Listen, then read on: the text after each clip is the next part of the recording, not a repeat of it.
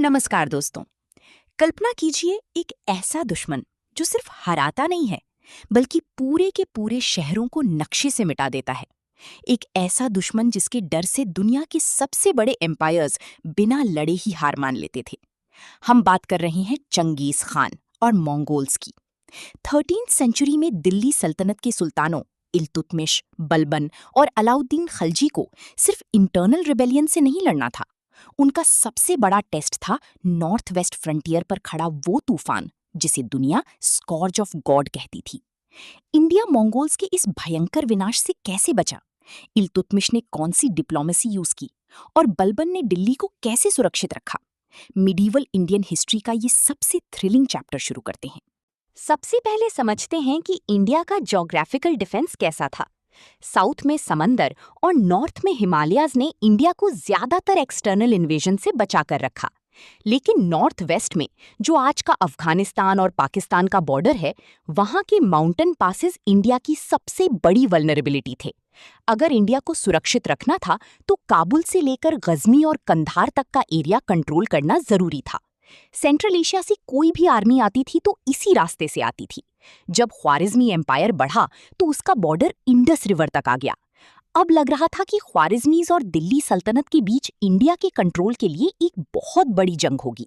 लेकिन फिर एक ऐसा दुश्मन आया जिसने पूरी कहानी बदल दी। Academic definition: strategic depth and frontier defense. Strategic depth is the distance between the front lines or threat sectors and the combating's industrial core areas, capital cities and other key centers. Hindi में, India का defence Indus river पर नहीं बल्कि काबुल और गजनी में शुरू होता था। अगर दुश्मन पहाड़ों को पार करके पंजाब तक आ गया तो दिल्ली खतरे में है।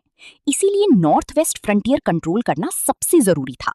टेक अवे: इंडिया की सेफ्टी का सीक्रेट नॉर्थ वेस्ट फ्रंटियर के माउंटेन पासेस को कंट्रोल करने में था। 1220 का साल, सेंट्रल एशिया में तबाही मच गई।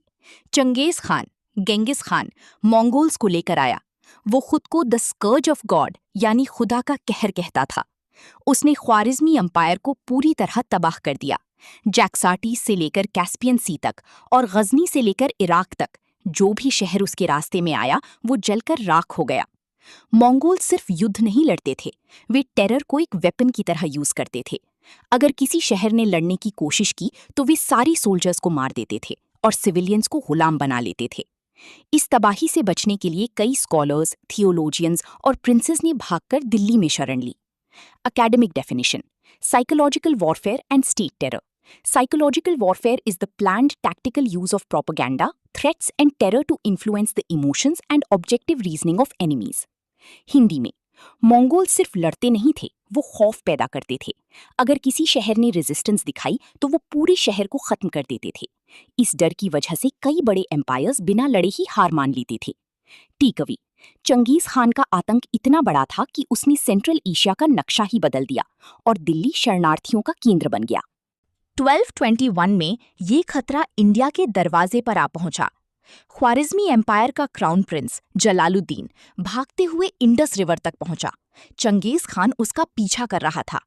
जलालुद्दीन ने इंडस पार की और इल्तुतमिश से असाइलम यानी शरण मांगी। ये इल्तुतमिश के लिए एक लाइफ एंड डेथ सिचुएशन थी। इंडिया की टर्किश आर्मी उस समय बहुत कमजोर थी। अगर इल्तुतमिश जलालुद्दीन को शरण देता तो चंगेज खान इंडिया पर हमला कर देता। इल्तुतमिश ने एक डिप्लोमैटिक मास्टर स्ट्रोक चला। उसने बहुत पोलाइटली जलालुद्दीन को असाइलम देने से मना कर दिया। चंगेज खान 3 महीने तक इंडस रिवर के पास इंतजार करता रहा, लेकिन फिर उसने इंडिया पर हमला ना करने का फैसला किया। Academic definition: strategic appeasement and non-alignment. Appeasement in this context refers to a tactical diplomatic concession made to avoid conflict with a vastly superior military force, ensuring state survival. Hindi में, इल्तुतमिश जानता था कि दिल्ली सल्तनत मंगोल्स का सामना नहीं कर सकती, इसलिए उसने जलालुद्दीन को शरण देने से साफ मना कर दिया। इस एक डिप्लोमैटिक फैसले ने इंडिया को पूरी तरह तबाह होने से बचा लिया। टेक अवे: इल्तुतमिश की कूटनीति, डिप्लोमेसी ने बिना तलवार उठाए इंडिया को मंगोल्स के कहर से बचा लिया। इल्तुतमिश के बाद मंगोल्स का खतरा फिर बढ़ने लगा। 1245 तक मंगोल्स ने मुल्तान पर कब्जा कर लिया और लाहौर तक आ गए। अब फ्रंटियर इंडस रिवर से हटकर बियास रिवर तक आ गया था। जब बलबन सुल्तान बना तो उसने फोर्स और डिप्लोमेसी दोनों का इस्तेमाल किया। उसने भटिंडा, सुनाम और समाना के किलों, फोर्ट्स को रिपेयर करवाया और वहां भारी सेना तैनात की। उसने खुद कभी दूर की एक्सपीडिशंस नहीं की ताकि वो हमेशा दिल्ली में रहकर फ्रंटियर पर नजर रख सके। साथ ही उसने हलाकू, मंगोल इल्खान ऑफ ईरान को डिप्लोमेटिक मैसेजेस भेजे। उसने टैसिटली, बिना कहे मान लिया कि पंजाब का बड़ा हिस्सा मंगोल्स के कंट्रोल में रहेगा ताकि वे दिल्ली पर हमला ना करें। Academic definition: deterrence and buffer zones. Deterrence is maintaining a strong military posture to discourage enemy attacks. A buffer zone is a neutral or sacrifice territory separating hostile forces. Hindi में बलबन ने फाइट एंड टॉक दोनों किए। उसने borders पर किले बनाए और सेना खड़ी की, लेकिन साथ ही मंगोल्स को डिप्लोमेटिक मैसेजेस भी भेजे। उसने पंजाब का कुछ हिस्सा मंगोल्स को देकर दिल्ली को सुरक्षित रखा।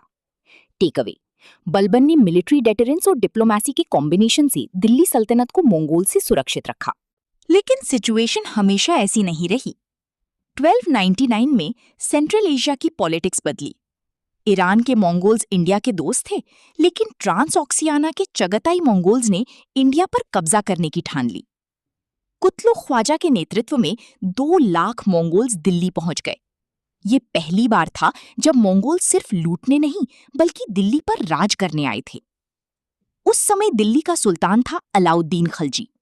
उसने छिपने या कॉम्प्रोमाइज करने की जगह मंगोल्स का सीधा सामना करने का फैसला किया।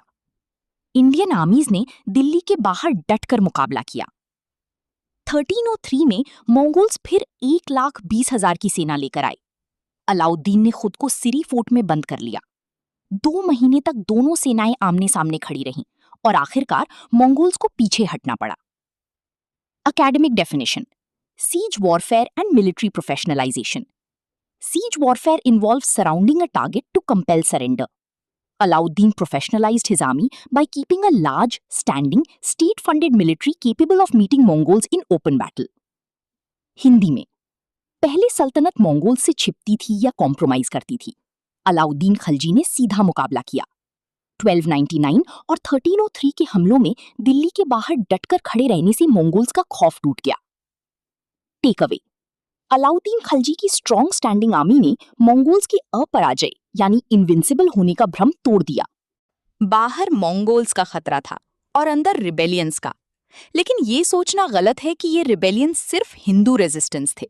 रिबेलियंस राजपूत राजाज और जमींदार्स भी करते थे और महत्वाकांक्षी मुस्लिम गवर्नर्स भी करते थे। असली प्रॉब्लम रिलीजन नहीं, जियोग्राफी थी। इंडिया बहुत बड़ा देश है। दिल्ली में बैठकर पूरे देश को कंट्रोल करना उस समय लगभग इम्पॉसिबल था। इसलिए सुल्तान्स को अपने प्रोविंशियल गवर्नर्स को बहुत पावर देनी पड़ती थी और यही गवर्नर्स मौका मिलते ही खुद को इंडिपेंडेंट डिक्लेयर कर देते थे। ये मीम एग्जैक्टली दिखाता है कि दिल्ली सल्तनत चलाना कितना मुश्किल था। चारों तरफ दुश्मन थे और सबसे बड़े दुश्मन खुद के अपॉइंटेड गवर्नर्स थे। Academic definition: centrifugal forces and provincial autonomy. Centrifugal forces pull power away from the center towards the periphery. Large empires require delegating power, which inherently increases the risk of rebellion by local governors. Hindi में rebellion सिर्फ religion के नाम पर नहीं होते थे, geography सबसे बड़ी वजह थी। दिल्ली से बंगाल कंट्रोल करना मुश्किल था, इसलिए गवर्नर्स मौके का फायदा उठाकर खुद को इंडिपेंडेंट घोषित कर देते थे। टेक अवे: इंटरनल रिबेलियंस का मेन कॉज जियोग्राफिकल डिस्टेंस और पावर हंग्री प्रोविंशियल लीडर्स थे, ना कि सिर्फ रिलीजन। इसका सबसे बड़ा एग्जाम्पल था बंगाल और बिहार। दिल्ली से बंगाल बहुत दूर था। जब भी सुल्तान नॉर्थ वेस्ट में मंगोल से लड़ने में बिजी होता, बंगाल का गवर्नर खुद को इंडिपेंडेंट डिक्लेयर कर देता। इवाज गियासुद्दीन सुल्तान ने यही किया। इल्तुतमिश ने 1225 में उस पर हमला किया, वो डर गया, लेकिन इल्तुतमिश के लौटते ही उसने फिर बगावत कर दी। बलबन के समय में तुगरिल ने भी यही किया। बलबन को इतना गुस्सा आया कि उसने 1280 में तुगरिल को हराने के बाद उसके परिवार और फॉलोअर्स को बहुत भयानक सजा दी। ये बलबन का इकलौता दूर का कैंपेन था जो पूरे 3 साल चला। Academic definition: the tyranny of distance and imperial reach. The tyranny of distance describes the logistical and administrative impossibility of a central authority controlling far-flung provinces before modern communication. Hindi में दिल्ली और बंगाल के बीच हजारों किलोमीटर की दूरी थी। जब सुल्तान दिल्ली से आर्मी लेकर निकलता, तब तक बंगाल का गवर्नर सरेंडर कर देता। जैसे ही सुल्तान वापस दिल्ली लौटता, गवर्नर फिर इंडिपेंडेंट बन जाता। टेक अवे: डिस्टेंस की वजह से बंगाल ज्यादातर समय दिल्ली सल्तनत के कंट्रोल से बाहर ही रहा। बंगाल तो दूर था, लेकिन दिल्ली के पास गंगा जमुना दोआब भी सुरक्षित नहीं था। कठेरिया राजपूत्स और मेवातीज लगातार दिल्ली के आसपास लूटपाट करते थे। बलबन ने समझ लिया कि अगर दिल्ली ही सेफ नहीं है तो एम्पायर कैसे चलेगा। उसने बहुत बेरहमी से इन रिबेलियंस को कुचला। उसने बड़े बड़े जंगलों को कटवा दिया ताकि डाकू छिप ना सकें। उसने रोड्स बनवाईं और अफगान सोल्जर्स की कॉलोनीज बसाईं ताकि रास्ते सुरक्षित रहें। राजपूताना में भी ऐबक और इल्तुतमिश के कैप्चर किए हुए फोर्ट्स जैसे ग्वालियर और रणथंभोर बार बार हाथ से निकल जाते थे। बलबन ने मेवात को इतनी बुरी तरह क्रश किया कि 100 सालों तक दिल्ली सुरक्षित हो गई। Academic definition: internal pacification and infrastructure security. Internal pacification is the brutal military subjugation of domestic uprisings, often accompanied by infrastructure development like clearing jungles to secure trade routes. Hindi में, बलबन ने समझ लिया था कि अगर घर ही सुरक्षित नहीं है तो बाहर कैसे लड़ेंगे। उसने दिल्ली के आसपास की जंगलों को कटवा दिया ताकि डाकू छिप ना सकें। उसने इंटरनल सिक्योरिटी को इतना टाइट किया कि दिल्ली महफूज हो गई। फाइनल टेकअवे: मंगोल से डिफेंस और इंटरनल पैसिफिकेशन ने ही दिल्ली सल्तनत को मजबूत किया और फ्यूचर एक्सपेंशन का रास्ता खोला।